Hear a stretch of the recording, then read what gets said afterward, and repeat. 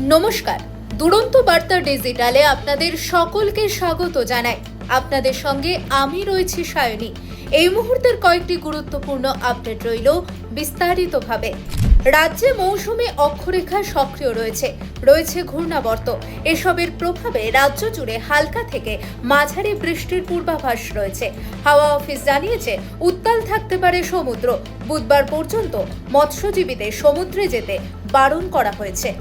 প্রধানমন্ত্রী নরেন্দ্র মোদী বুধবার অর্থাৎ আজ থেকে আগামী সপ্তাহের বুধবার পর্যন্ত 5টি দেশে 8 দিনের সফরে ঘানা, আর্জেন্টিনা, ব্রাজিল সহ অন্যান্য দেশে 8 দিনের সরকারি সফর করবেন প্রধানমন্ত্রী নরেন্দ্র মোদী। গুরুতর অসুস্থ প্রবীণ সাংসদ সৌগত রায় একাধিক শারীরিক সমস্যা নিয়ে একটি বেসরকারি হাসপাতালে ভর্তি। তিনি মঙ্গলবার রাতে হাসপাতালের তরফে জানানো হয়েছে সৌগত বাবুর কথা জড়িয়ে যাচ্ছে, অক্সিজেন চলছে অসুস্থ সাংসদের। এবার মার্কিন মুলুকে বন্দুকবাজের নিশানায় ইসকন। রাধাকৃষ্ণের মন্দির লক্ষ্য করে এলোপাথারি গুলি চালালো দুষ্কৃতীরা। অন্তত 20 থেকে 30 রাউন্ড গুলি ছোড়া হয় বলেই অভিযোগ। এই হামলার ঘটনায় স্বাভাবিকভাবে গোটা এলাকায় আতঙ্ক ছড়িয়েছে।